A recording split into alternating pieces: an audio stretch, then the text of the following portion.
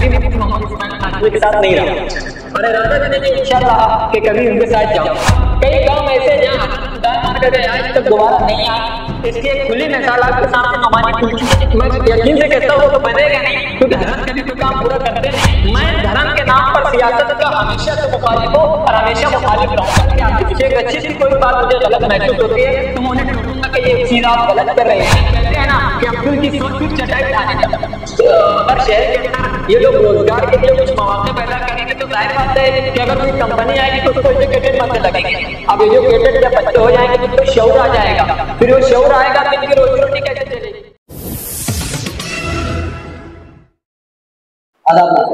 News 41 Malegaon में आपका इस्तेमाल है। आज हमारे साथ मौजूद है मालेगांव शहर के कदावा बिल्डर आसिफ शेख के इंतहाई करीबी और हमारे साथी हाफिज अजीजुर रहमान। आज हमारे खास शो में इनका इस्तेमाल करते हैं और इनसे आप जानेंगे कि मालेगांव शहर के लिए आसिफ शेख को क्यों चुना जाए और इनकी ऐसी क्या खास बातें हैं जो इन्हें मुफ्ती साहब जो मौजूदा एमएलए है और एमआईएम के लीडर है उनसे बेहतर क्यों है आसिफ शेख, इनसे हम आगे जानेंगे। अभी अजीजुर रहमान आपका मेरे को इस्तेमाल करता हूँ न्यूज़ 41 मालेगांव में।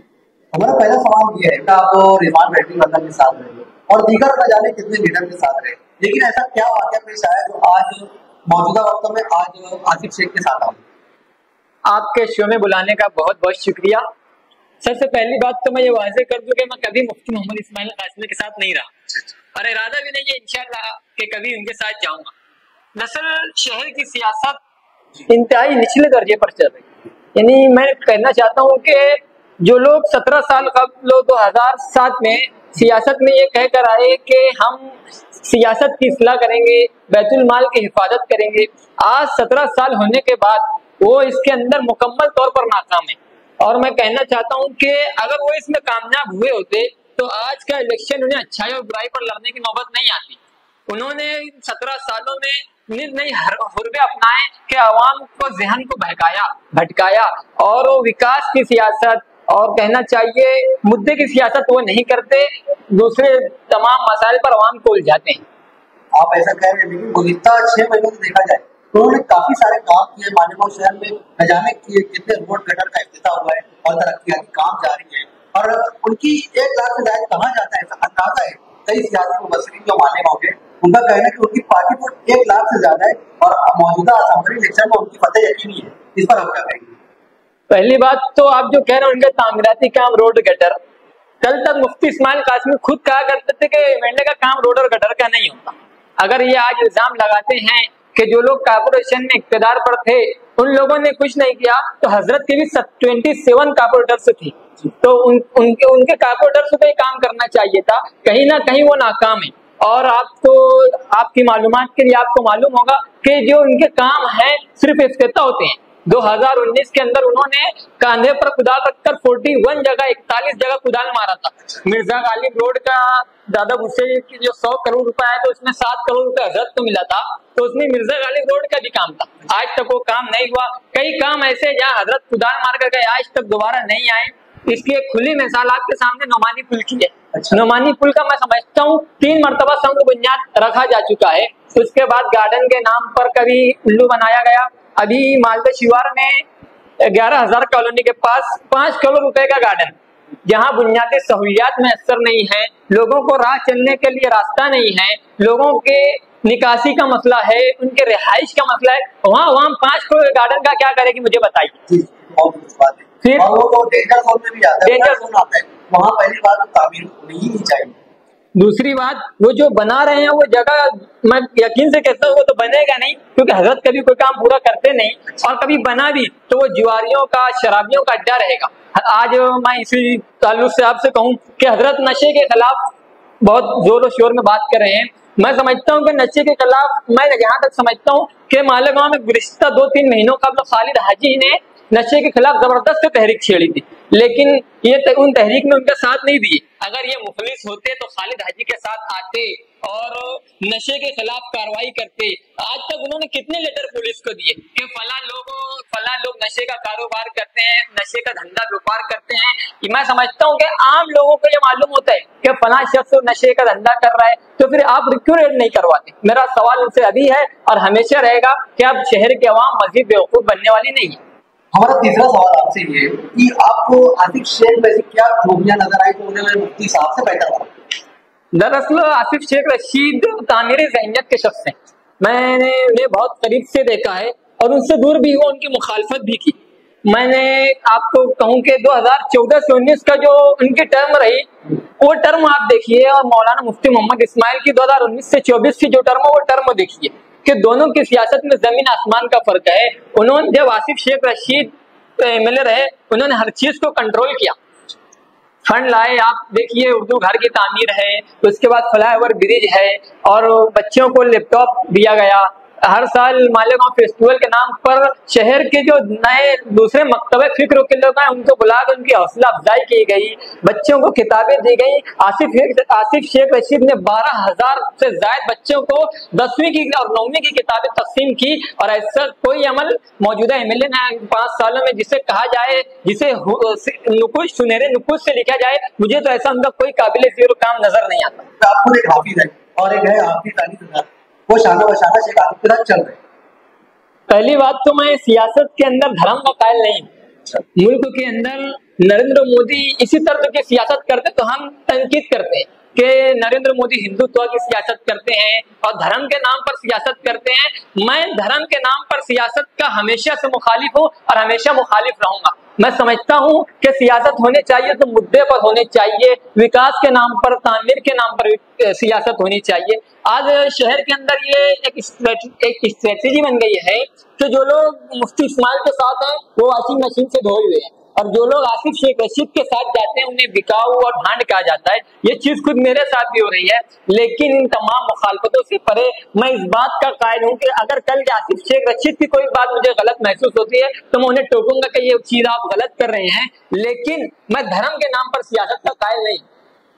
आप कह रहे हैं धर्म के नाम में सियासत का कायल नहीं, लेकिन एक बहुत बड़ा मुद्दा है जो मालेगांव शहर के तमाम लीडरान से छूट जा रहा है, जानबूझकर उस पर तवज्जो दी जा रही है, और वो मुद्दा है नौजवानों के रोजगार का।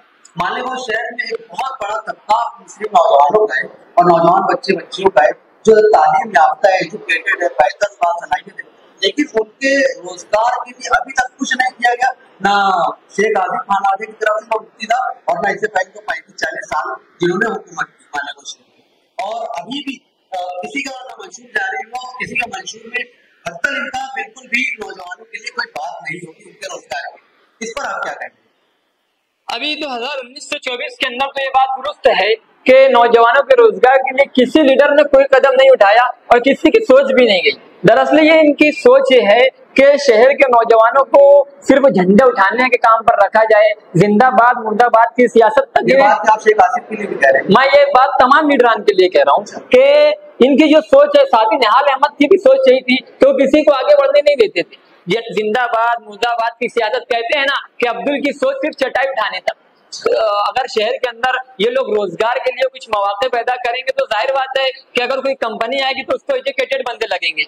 अब एजुकेटेड जब बंदे हो जाएंगे तो उनको शऊर आ जाएगा, फिर वो शऊर आएगा तो इनकी रोजी रोटी कैसे चलेगी। अगर के रोजगार के ताल्लुक से पिछले जब आसिफ शेख रशीद मिले तो मुझे याद है कि उन्होंने माले भिवंडी से बहुत सारी कंपनियों को बुलाकर रोजगार मेले का इनेकाद किया था। ये उनकी छोटी सी कोशिश थी। बहरहाल इस चीज में वो भी कहीं ना कहीं कुछ हद तक नाकाम रहे, जिसका मैं एतराफ करता हूँ, क्योंकि मैं चमचेगिरी की सियासत का कायल नहीं हूँ। मैंने आपको कहा कि चमचेगिरी की सियासत का मैं कायल नहीं हूँ। कुछ कोताहियां उनसे हुई, बहरहाल उन्होंने कुछ कोशिशें की भी, या किसी को रोजगार से जुड़वाने के लिए अगर उनका लेटर लगता, उनका जैक लगता तो वो देते, लेकिन ऐसे हमारे हजरत मौलाना मुफ्ती मोहम्मद इस्माइल तो पहली बात फोन नहीं उठाते, फिर फोन उठाते तो बोलते अभी इंतजाम नहीं है, बाद में आना। तो फिर अभी हमारा आखिरी सवाल ये, जैसा कि अभी इलेक्शन को 18-20 दिन कुछ बचे हुए हैं और 20 तारीख को तो पोलिंग होगी, 23 तारीख को नताए जाएंगे, यहाँ पे इलेक्शन खत्म हो जाएगा, हाँ उनका फैसला हो जाएगा। लेकिन इसके बाद नौजवान और तालीम, उनकी तालीम, क्योंकि अभी मालेगांव शहर में ऐसा होता है कि मुस्लिम, कोई भी अगर देखा जाए हिंदुस्तान भर में मुस्लिम इलाका होता है तो दूसरी कौमें कहती है चलो यहाँ खाने चलते हैं, लेकिन जब मुस्लिम बच्चों की तालीम हासिल करने की बात आती है तो कहा जाता है चलो गैरों के इलाके में चलते हैं, वहाँ कॉलेजेस और स्कूल बेहतर होंगे, खासतौर से मेडिकल कॉलेज, इंजीनियरिंग कॉलेज। तो जब मालेगांव सेंट्रल में इस ताल्लुक से शेख आसिफ ने कोई मंसूबा बनाया या आप उनके लिए आप उनसे कोई मुतालबा करेंगे इस ताल्लुक से? बिल्कुल, अभी दरअसल शेख आसिफ का मैनिफेस्टो पर काम जारी है और इस ताल्लुक से मैंने उन्हें राय दी है कि नौजवानों के रोजगार के ताल्लुक से और तालीम के ताल्लुक से हमें अहम कदम उठाने चाहिए। आप बहुत दूर न जाएं, अभी गुज़िश्ता दिनों आउटर के एमएलए दादा गुस्से ने एक यूनिवर्सिटी बनाई 683 एकड़ पर, एग्रीकल्चर यूनिवर्सिटी उन्होंने बनाई। ये हमारे लिए शर्म से डूब मरने का मकाम है कि उन्होंने तमाम बुनियादी सहूलियात मैसर किए। एक एमएलए रहते हुए उन्होंने कभी ये नहीं कहा कि ये काम मेरा नहीं है, ये काम मेरा नहीं है। जो काम आया उन्होंने किया।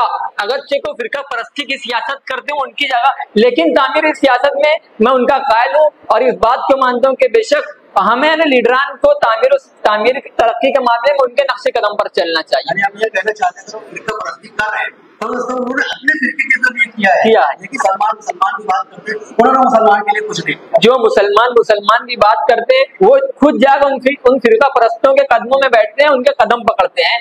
गुज़िश्ता दिनों तो ये बात चली भी कि मालेगांव के आमदार साहब को मंदिर का मुर्गा भी भूला गया कि उनके आगे वो जाते ही नहीं। सोशल मीडिया पर मैं समझता हूँ कि मौजूदा एमएलए को जितने लक़ब दिए गए शायद किसी एमएलए को दिए गए हों। नाकारा आमदार और बुज़दिल आमदार, हमारे अतीक कमाल साहब उन्हें ढप्पंडूस आमदार कहा करते थे और इसके अलावा उन्हें बहुत सारे लक़ब मिले हैं। बहरहाल मैं उनका बहैसियत आलिम दिन बहुत इज्जत करता हूँ, उनके जूते हाथ में लेकर चलने तैयार हूँ, लेकिन बहैसियत सियासतदान जीरो। तो ये हमारे साथ हाफिज अजीजुर रहमान जो इंतहाई हासिल जवाब है और हर मौजूद पर बारीकी से नजर रखते हैं। आज उन्होंने हमारी बात का जवाब दिया और कई ऐसे सवाल जो दोनों खासतौर से शेख आसिफ और मुफ्ती मोहम्मद इस्माइल कासमी की तरफ से जारी थे, उनके ताल्लुक में इत्मीनान और जवाब दिए। अब आगे का दायरा अमल क्या होता है हमारे इंटरव्यू के बाद देखा जाए इसका रद्द अमल सियासी लीडरान क्या देते हैं और हमें किस तरह का जवाब मिलता है और आपकी इस ताल्लुक से क्या राय हमें कमेंट करके जरूर बताएं। मैं आपसे रोमान अंसारी फिर मिलूंगा किसी नई और दिलचस्प खबर के साथ। तब तक के लिए मुझे इजाजत दीजिए। खुदा हाफिज़।